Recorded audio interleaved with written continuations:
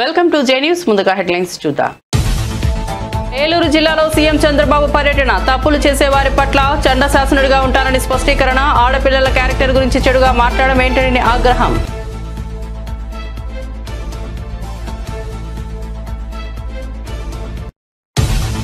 చెట్లను కొట్టివేయాలంటే ముందస్తు అనుమతి తీసుకోవాలన్న హరీష్ రావు. ఒక్కో చెట్టుకు 400 రూపాయలు డిపాజిట్ చేశాకే కొట్టాలన్న హరీష్ రావు. జీహెచ్ఎంసీ 2011లో 1,00,000 చెట్టును నాటిందన్న బీఆర్ఎస్ ఎమ్మెల్యే.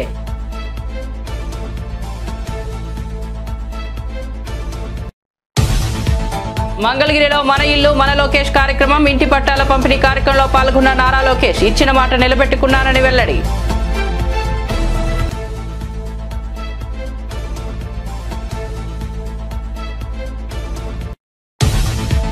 బీజేపీ బీఆర్ఎస్ నేతలపై కాంగ్రెస్ ఎమ్మెల్సీ అద్దంకి దయాకర్ తీవ్ర విమర్శలు. బీజేపీ నేతలు మొదటగా తమ పార్టీలోని గొడవలు పరిష్కరించుకోవాలని సూచన. ప్రతిపక్షాల అనవసర విమర్శలు మానుకోవాలని అద్దంకి దయాకర్ హితవు.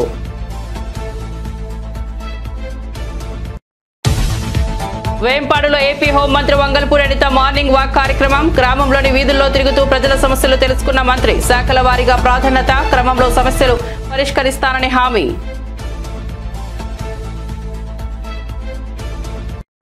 ఇక వార్త వివరాల్లోకి వెళ్తే ఏలూరు జిల్లా ఆగిరిపల్లి మండలం వడ్లమానులో సీఎం చంద్రబాబు పర్యటించారు. P4 కార్యక్రమంలో భాగంగా అక్కడికి వెళ్లిన సీఎం వివిధ ప్రభుత్వ శాఖల ఆధ్వర్యంలో ఏర్పాటు చేసిన స్టాల్స్ ను పరిశీలించారు.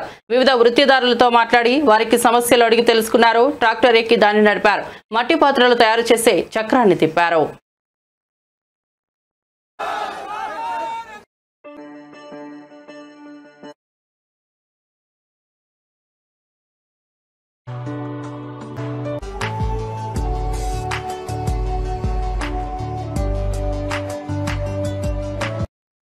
సోషల్ మీడియాలో ఆడబిడ్డలపై అసభ్య పోస్టులు పెట్టినా వ్యక్తిత్వ హననం చేసిన అదే వారికి చివరి రోజు అవుతుందని ఏపీ ముఖ్యమంత్రి చంద్రబాబు హెచ్చరించారు.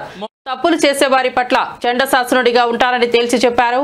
ఏలూరు జిల్లా ఆగిరిపల్లి మండలం వడ్లమానులో బీసీ వర్గాలతో నిర్వహించిన ప్రజావేదికలో సీఎం మాట్లాడారు. తప్పు చేసిన వారిని శిక్షించే బాధ్యత రాష్ట్ర ప్రభుత్వంపై ఉందన్నారు. అసెంబ్లీ అంటే బూతులు. నేను ఆ రోజు ఒక మాట చెప్పి వచ్చాను. నేను అసెంబ్లీలో ఉన్నప్పుడు ఎన్నో సంవత్సరాలుగా అసెంబ్లీలో ఉన్నాను, కానీ ఏ రోజు కూడా అసభ్యంగా మాట్లాడిన సందర్భాలు లేవు.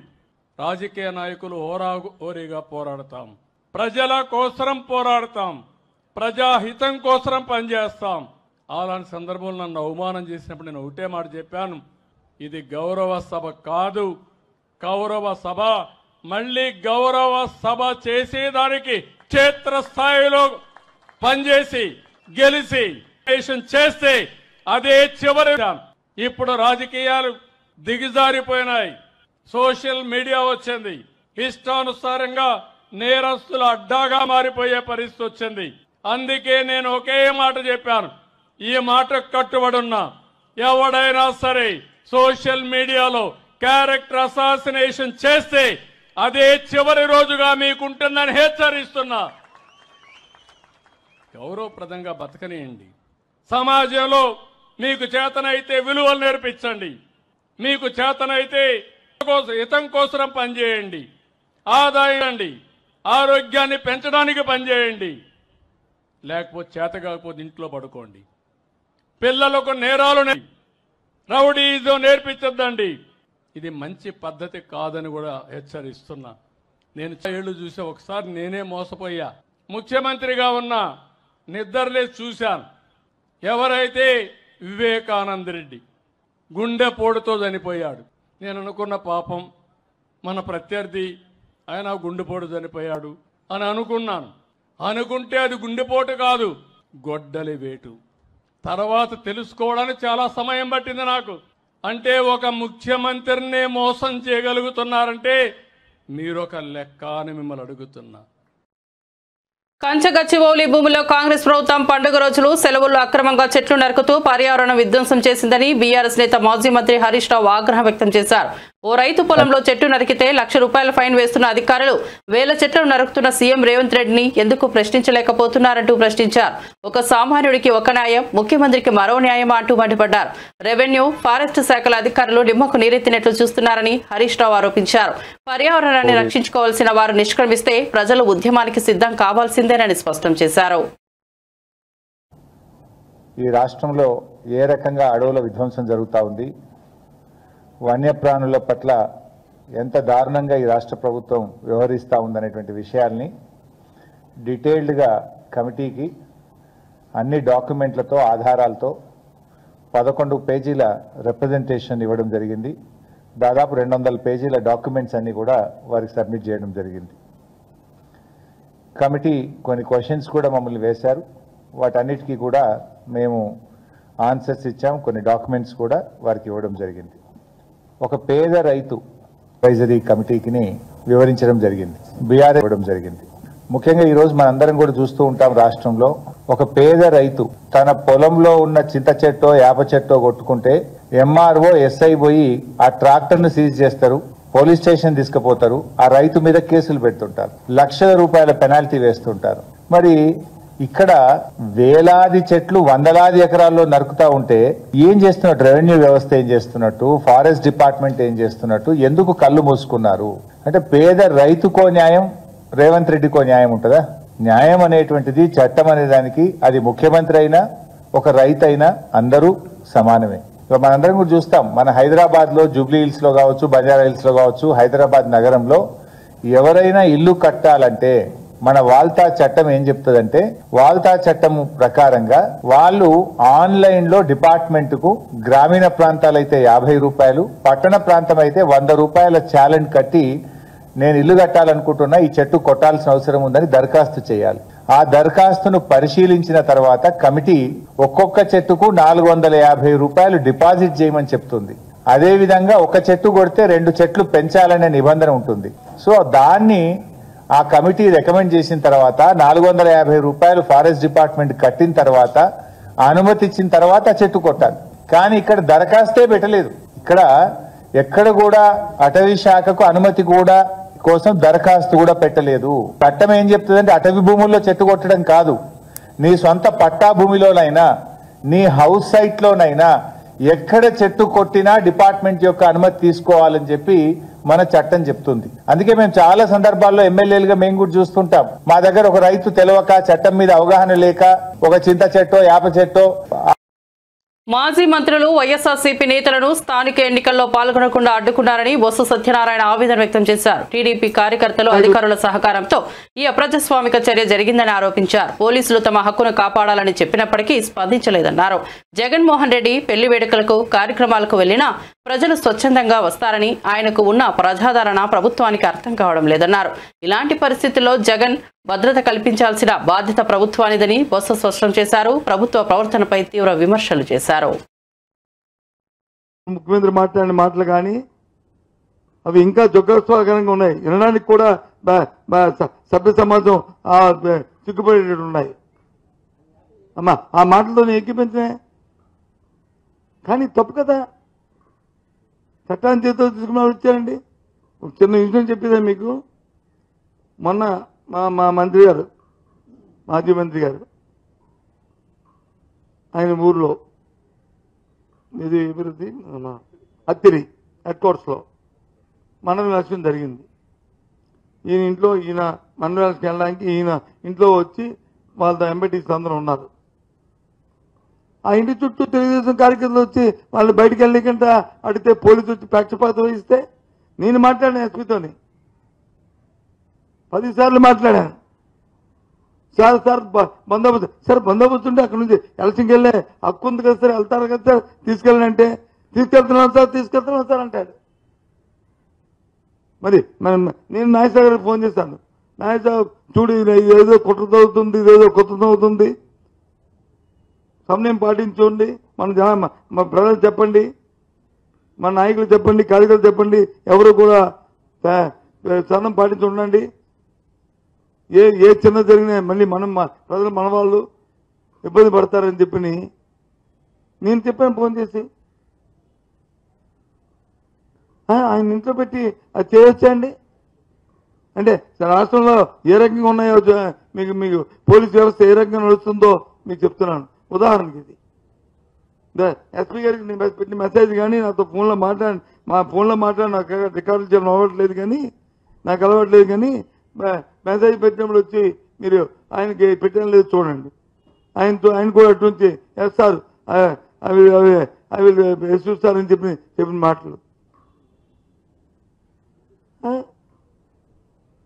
అయితే ఏంటి అంటే ప్రజలను కొట్టుకోమంటావా? పార్టీలు కొట్టుకోండి, వర్గాలను కొట్టుకోండి అని చెప్పి ప్రోత్సహిస్తామా? ఇదా వ్యవస్థ?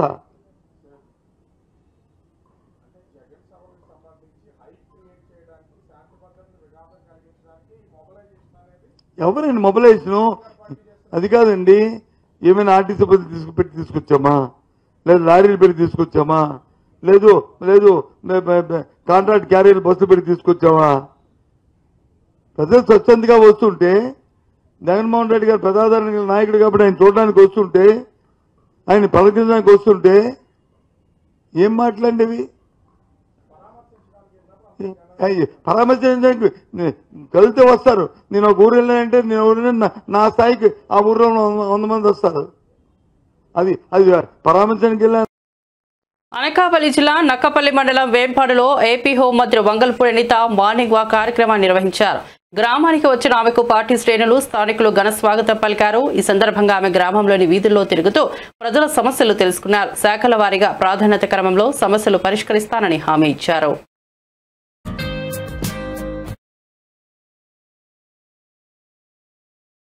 చూడాలి, వీళ్ళు ఏమైనా ఇబ్బందులు పడుతున్నారు అన్ని చూడాలి అని చెప్పి ఉదయాన్నే ఇక్కడికి రావడం జరిగింది. దీని తర్వాత కూడా కాన్స్టిట్యుయెన్షియల్ వైజ్ అందరూ ఆల్ అఫీషియల్స్ ఒక రివ్యూ మీటింగ్ కూడా పెట్టుకోవడం జరిగింది. రివ్యూ మీటింగ్ పెడితే అధికారులు ఏం చెప్తే అది వినేటట్టుగా కాకుండా ఈ రోజు గ్రామాల్లోకి వచ్చి వాస్తవాలు తెలుసుకుని అధికారులతో కూర్చోవాలి అని ఒకే ఒక ఉద్దేశంతో ఈ రోజు నేను మార్నింగ్ రావడం జరిగిందండి. ఇక్కడికి వచ్చిన తర్వాత కొన్ని ప్రాబ్లమ్స్ చెప్పారు. ఏదైతే చాలా మందికి పెన్షన్స్ అందుతున్నాయి, అన్ని రకాల సంక్షేమ కార్యక్రమాలు ఉన్నా కొన్ని చోట్ల వాటర్ ప్రాబ్లం, అదేవిధంగా డ్రైన్ ప్రాబ్లం ఉందని చెప్పి నాకు కొన్ని సమస్యలు తీసుకొచ్చారు. ఈ రోజు ఇక్కడికి ఎస్సీ కాలనీలోకి వస్తే వాళ్ళు మెయిన్ గా అడిగేది కూడా కొంచెం వాటర్ ప్రాబ్లం ఉందన్నారు. ఈ వాటర్ ప్రాబ్లం తీర్చడానికి కూడా మేము ఒక పక్క ప్రణాళిక వేసుకున్నాం. అది ఇంచుమించు ఒక 15 days లో వాటర్ ప్రాబ్లం కూడా క్లియర్ అవుతుంది. ఎందుకంటే పైప్ లైన్స్ అన్ని వేయించుకున్నాం, వాటర్ హెడ్ ట్యాంక్ ఉంది. ఈ పైప్ లైన్స్ కంప్లీట్ అయిపోతే కంపల్సరీగా వాళ్ళందరికీ కూడా ఇంటింటికి కుళాయి ఇచ్చే బాధ్యత కూడా మేము తీసుకుంటాం. ఎందుకంటే ఆల్రెడీ మాకు సూపర్ 6 లో కూడా మేము లాస్ట్ మేనిఫెస్టోలో కూడా ఇంటింటికి కుళాయి ఇస్తామని చెప్పి మేము చెప్పాం. దాని మీదనే ఈ రోజు కూడా మేము చిత్తశుద్ధితో పనిచేస్తున్నామని చెప్పి మీ అందరికీ తెలియజేసుకుంటున్నాం. ఇలా నేను వచ్చిన ప్రతిసారి ఎంత షెడ్యూల్ ఏ షెడ్యూల్ లో ఉన్నా కూడా నియోజకవర్గంలోకి వచ్చిన ప్రతిసారి ఒక్కొక్క విలేజ్ కి 2 విలేజ్ లో ఒకసారి చూసుకుని వాళ్ళ కష్ట సుఖాలు తెలుసుకుందాం అనే ఉద్దేశంతో ఈ రోజు పనిచేయడం జరుగుతుంది.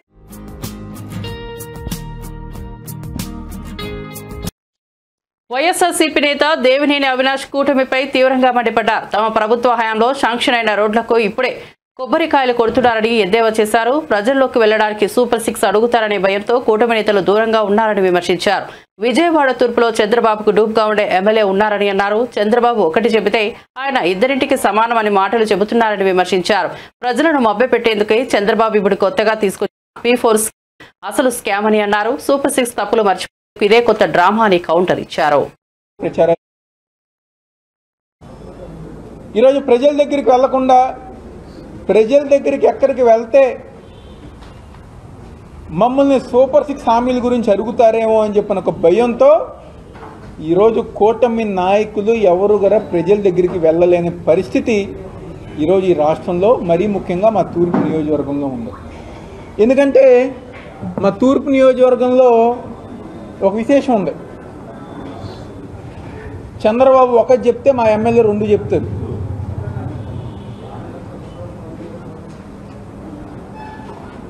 ఎందుకంటే ఇక్కడ ఉంది ఒక డూప్ చంద్రబాబు. ఆయన ఏదో చెప్తే ఆయన దానికి ఇంకొక 2 ఆకులు ఎక్కువ వేసి చెప్తారు. ఈరోజు ఏదైతే చెప్పారో ఈరోజు ప్రజల దగ్గరికి వెళ్తే ఎక్కడ అడుగుతారు అని చెప్పిన ఒక భయంతో ఈరోజు ప్రజల దగ్గరికి వెళ్ళలేని పరిస్థితి. ఈరోజు ఆ రోజు బాండ్లు ఇచ్చారు కదా, సూపర్ 6 హామీలు మేము అమలు పరుస్తామని చెప్పని ఈరోజు చంద్రబాబు సైన్ చేసిన బాండు ఆ రోజు ప్రతి ఇంటికి పంచారు కదా.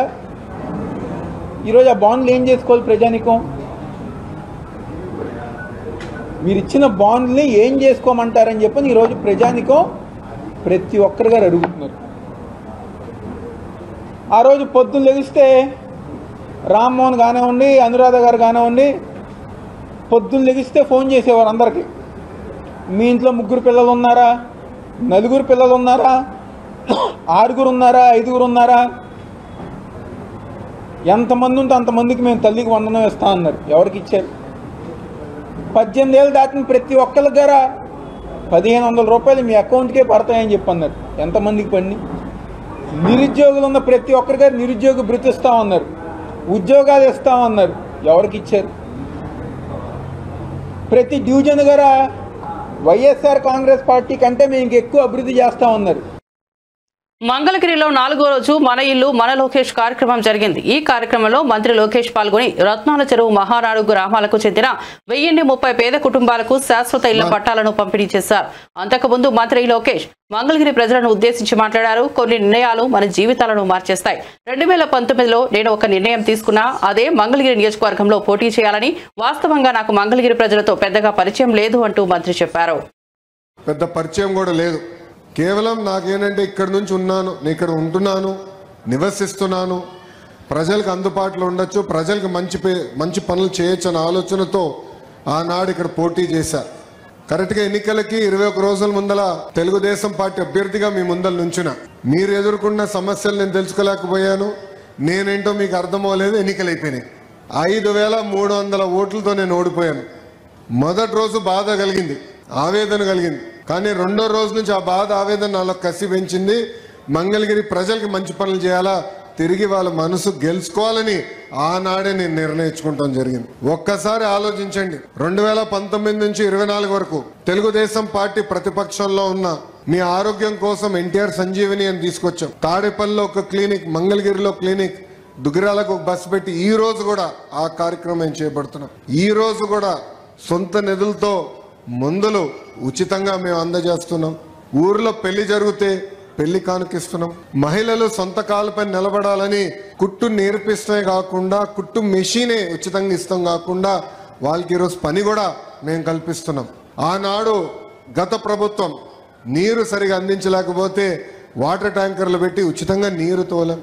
మన పిల్లలు క్రికెట్ ఆడాలని కోరుకుంటే ఐపీఎల్ తరహా కాకపోయినా వాళ్ళతో పోటీ పడే విధంగా మంగళగిరి ప్రీమియర్ లీగ్ తీసుకొచ్చి పిల్లలకి అది కూడా ఏర్పాటు చేస్తాం.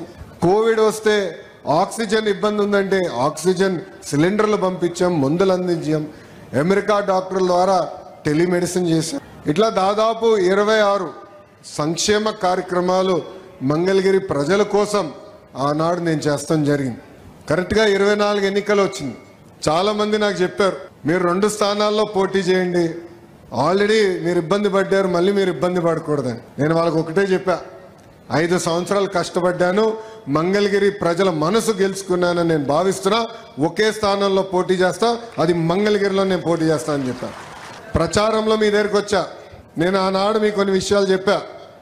ఏ మెజారిటీ అయితే నేను ఓడిపోయానో దాని పక్కన ఒక 0 పెట్టి నన్ను గెలిపించమని ఆనాడు నేను మిమ్మల్ని కోరా. మీరు నాకు ఎంత ఎక్కువ మెజారిటీ ఇస్తే అంత బలం వస్తుంది, పనిచేసాక అవకాశం ఉంటుంది అని ఆనాడు కోరా. సర్వేలు చూసాం, అన్ని పార్టీలు సర్వేలు చేస్తాయి, మేము చేసాం.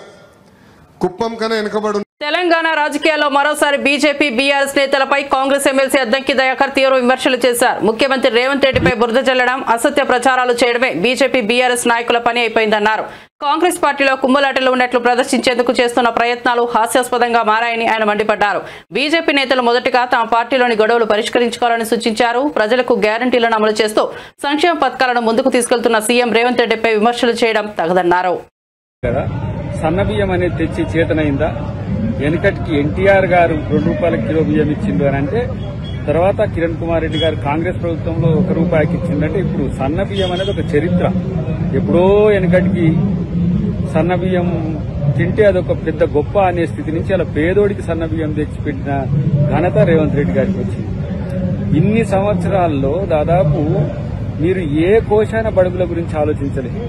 బీసీ బిల్లును తీసుకొచ్చినాం, దానికి మీకు మద్దతు ఇచ్చే చేతగాలే. కాబట్టి ఇవన్నీ కూడా ఏమంటారు, ప్రాపగండా టీమ్గా మారిపోయింది. బీఆర్ఎస్ బిల్లారంగాలు, బీజేపీ బిల్లారంగాలు. మీతో వచ్చేది సచ్చేది ఏమీ లేదు, ప్రజలకు ఏమీ లేదని తెలిసిపోయింది. ఏ పనైనా సరే ఓన్లీ అబద్దాలు ఆడుతూ బతకాలని ఆలోచించే మీలాంటి బతుకులు ఎవరు పట్టించుకోరు. ఈ అక్క కొత్తగా వచ్చింది, ఇప్పుడు పూలే విగ్రహం పెట్టాలి, పూలే జయంతిలోగానే అని. పూలే విగ్రహం పెట్టడం కాదు, పూలే ఆశయ సాధన కొరకు కూడా కాంగ్రెస్ పార్టీ కట్టుబడి ఉన్నది. డెఫినెట్ గా రేపటి రోజున బీసీల యొక్క న్యాయమైన హక్కులన్నింటినీ కూడా కాంగ్రెస్ పార్టీ హరీష్ రావు గాని, మహేశ్వర్ రెడ్డి గాని, లేదంటే ఇతరత్ర బీజేపీ బీఆర్ఎస్ నాయకులు కాంగ్రెస్ పార్టీ గురించి, కాంగ్రెస్ ప్రభుత్వం గురించి, రేవంత్ రెడ్డి గారి గురించి, మీనాక్షి నటరాజన్ గారి గురించి మాట్లాడుతున్న తీరు చూస్తే హాస్యాస్పదం. మీకు ఏమీ పని లేక ఈరోజు మాట్లాడుతున్న మాటలుగా దాన్ని చూడాల్సిన సందర్భం ఉంది. కేసీఆర్ వైపు తెలంగాణ సమాజం చూస్తున్నారు. హరీష్ రావు అంటాడు కేసీఆర్ తెలంగాణ సమాజం వైపు చూస్తలేడు, కేసీఆర్ వైపు తెలంగాణ సమాజం చూడదు. అసలు బీఆర్ఎస్ కూటమి ప్రభుత్వం అధికారంలోకి వచ్చిన తర్వాత రాష్ట్రంలో ప్రజాస్వామ్యం కాదు నియంత పాలన జరుగుతోందంటూ తీవ్ర విమర్శలు గుప్పించారు మాజీ ఎమ్మెల్యే కోరుముట్ల శ్రీనివాసులు. అధికార పార్టీకి తొత్తులుగా మారిన అధికారులపై వైఎస్ జగన్ సూటిగా ప్రశ్నించారన్నారు. ఎస్ఐ సుధాకర్ పోలీస్ అధికారిగా కాకుండా టీడీపీ కార్యకర్తగా వ్యవహరిస్తున్నారని ఆరోపించారు. పార్టీపై ఇంత అభిమానం ఉంటే ఉద్యోగానికి రాజీనామా చేసి రాజకీయాల్లోకి రావాలని సూచించారు. సంపే ముందు ఆ 2-3 రోజుల్లో జరిగిన డ్రామా అంతా ఇంత కాదు. కనీసము ఆ జరిగిన సంఘటనలో చాలామంది కూడా ఇంటెలిజెన్స్ వాళ్ళు కానీ పోలీసులు కానీ ఆ ఊర్లో హింస జరుగుతుంది, ఒక పొలిటికల్ ప్రేరేపణ జరుగుతుంది, గలాలు జరుగుతాయి, అల్లలు జరుగుతాయని ముందే వాళ్ళందరూ కూడా చాలా క్లియర్గా ఉంటుంది. అయినా కూడా దాన్ని పట్టించుకోకుండా ఆ లింగమైను ఏ విధంగా హత్య చేశారో ఈ రాష్ట్ర ప్రజలందరూ కూడా తెలుసు. దాన్ని ఒక సగటున ఒక ప్రజా మనిషిగా, ఒక పార్టీ అధ్యక్షుడిగా, ఒక నాయకుడిగా, దేశంలోనే అత్యంత ప్రజాదరణ నాయకుడిగా వైఎస్ జగన్మోహన్ రెడ్డి గారు వాళ్ళ కుటుంబాన్ని పరామర్శించడానికి వెళ్ళినప్పుడు జరిగిన భద్రతా వైఫల్యం ఏ విధంగా ఉండదో మనం కూడా ఎంతైనా కూడా గమనించాల్సింది. నిజంగా నేను ఒకటే అడుగుతున్నా, ఈవెన్ ఇంటెలిజెన్స్ పీపుల్ కూడా రాష్ట్రంలో ఉన్న చాలా ఇంటలెక్చువల్ పీపుల్ కూడా దీన్ని ఆలోచించాల. దేశంలోనే అత్యంత ప్రజాదరణ నాయకుడు వైఎస్ జగన్మోహన్ రెడ్డి గారు ఎక్కడికి వెళ్ళినా, ఏ ప్రాంతానికి పోయినా, ఏ మూలకు పోయినా, ఏ సిటీకి వెళ్ళినా, ఏ రాజధానికి పోయినా ప్రజలు స్వచ్ఛందంగా వచ్చి ఆయన్ను కలుస్తూ ఉంటారు. కారణం జగన్మోహన్ రెడ్డి గారి వ్యక్తి ఒక భరోసా, ఒక నమ్మకం. జరిగిన సంఘటన మళ్లీ మళ్లీ పునరావృతం కాకుండా అప్రమత్తంగా ఉండాలా అనే ఉద్దేశం ఒకటి. దాని వెనుక జరిగిన సంఘటనను యంత్రాంగం, పోలీస్ యంత్రాంగం ఏం చేస్తుందని చెప్పేసి వాళ్ళని కూడా అప్రమత్తం చేసడానికి ఆయన ఆ కుటుంబాన్ని ప్రశ్నించి అంటుకొని వెళ్తే కనీసం దాన్ని కూడా హేళన చేసి మాట్లాడే పరిస్థితి ఈరోజు అధికార పార్టీ కూటమి ప్రభుత్వం వ్యవహరిస్తుందంటే నిజంగా ఎంత ప్రజాస్వామ్యంలో ఉన్నామా లేదంటే మనం నియంత పాలన ఉన్నామా అనేది కూడా ఒకసారి కూడా మనందరం కూడా ఆలోచించాల్సిన అవసరం ఎంతో ఉంది. ఎప్పుడు కూడా జగన్మోహన్ రెడ్డి గారు చెప్తూ ఉంటారు, ఏ మనిషిని కూడా చాలా గౌరవంగా ఆయన పిలుస్తూ ఉంటాడు. పోలీసులు కూడా ఎప్పుడు కూడా. వరంగల్ తూర్పు నియోజకవర్గంలో నిర్వహించిన మెగా జాబ్ మేళాకు నిరుద్యోగులు పోటెత్తారు. జిల్లా రైల్వే స్టేషన్ సమీపంలోని ఎంకే నాయుడు కన్వెన్షన్ హాల్లో జాబ్ మేళాను మంత్రులు కొండా సురేఖ, సీతక్క ప్రారంభించారు. యువతీ యువకులు పెద్ద ఎత్తున తరలివచ్చి వివిధ కంపెనీలు నిర్వహించిన ఇంటర్వ్యూల్లో ఉత్సాహంగా పాల్గొన్నారు. హాలు లోపలికి వెళ్లే క్రమంలో నిరుద్యోగులు పోటీ పడడంతో స్వల్పంగా తోపులాట జరిగింది.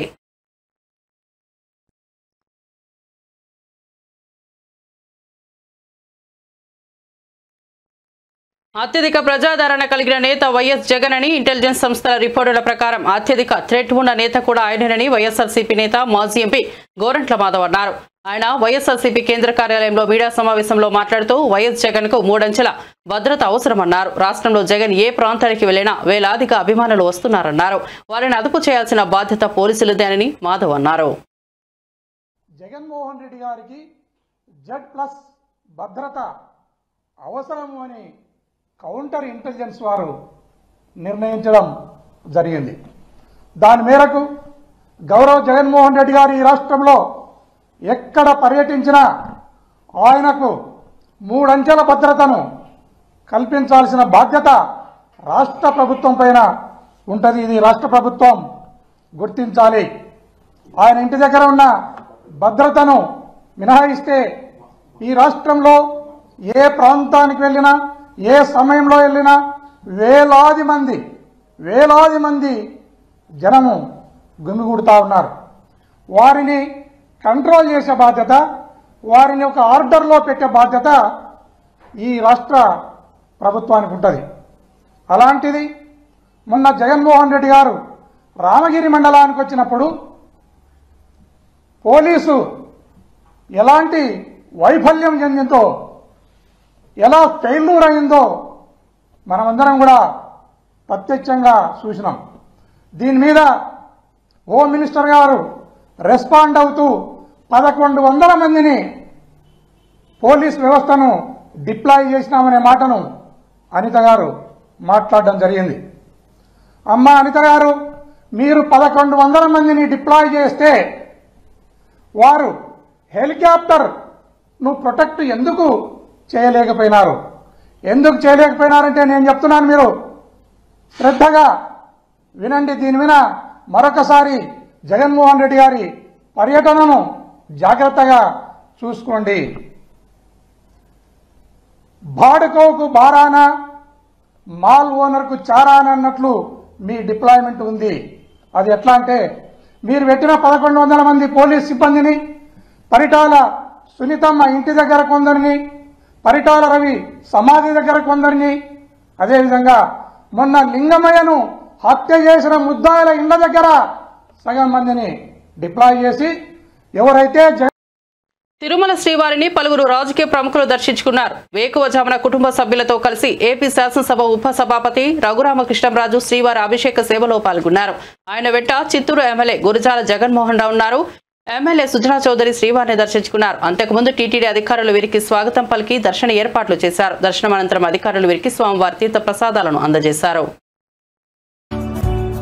స్వామివారి దర్శనం కోసం ఈరోజు నా కుమారుడి జన్మదినం కూడా కావడంతో ఈరోజు వచ్చి సకుటుంబంగా స్వామి దర్శనం చేసుకున్న అభిషేక దర్శనం. ఇవాళ ఒంటిమిట్టలో చక్కటి ఉత్సవం కూడా జరుగుతుంది.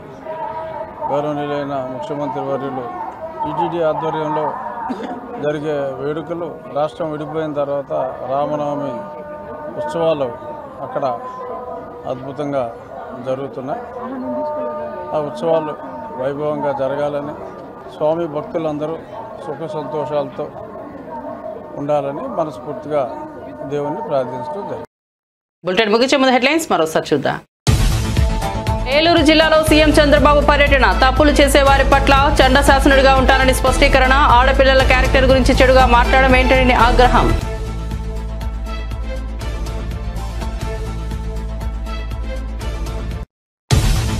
చెట్లను కొట్టివేయాలంటే ముందస్తు అనుమతి తీసుకోవాలన్న హరీష్ రావు. ఒక్కో చెట్టుకు 400 రూపాయలు డిపాజిట్ చేశాకే కొట్టాలన్న హరీష్ రావు. జీహెచ్ఎంసీ 2011లో 1,00,000 చెట్టును నాటిందన్న బీఆర్ఎస్ ఎమ్మెల్యే.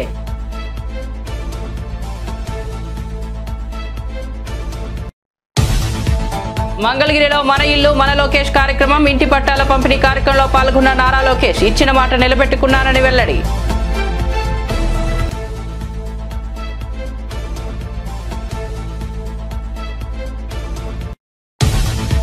బీజేపీ బీఆర్ఎస్ నేతలపై కాంగ్రెస్ ఎమ్మెల్సీ అద్దంకి దయాకర్ తీవ్ర విమర్శలు. బీజేపీ నేతలు మొదటగా తమ పార్టీలోని గొడవలు పరిష్కరించుకోవాలని సూచన. ప్రతిపక్షాల అనవసర విమర్శలు మానుకోవాలని అద్దంకి దయాకర్ హితవు.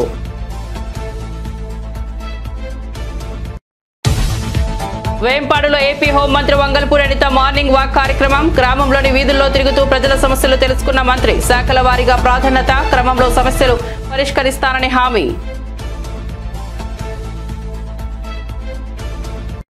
మరిన్ని అప్డేట్స్ కోసం చూస్తూనే ఉండండి జే న్యూస్.